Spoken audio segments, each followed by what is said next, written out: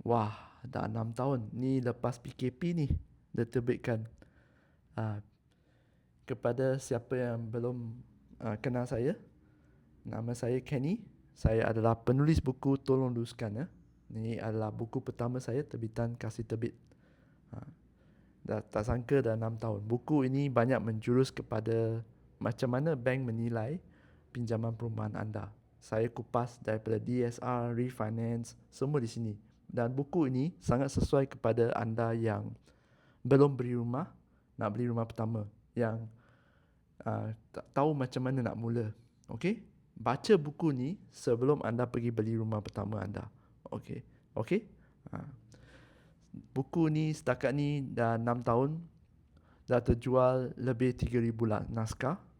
Dah banyak testimonial daripada yang dah berjaya dapat rumah idaman lepas baca buku ni. Jadi saya harap buku ni akan mendatangkan manfaat kepada anda lah. Okey? Buku ni masih ada untuk dijual di beg kuning. Okey? Anda boleh dapatkan buku ni terus di beg kuning ya.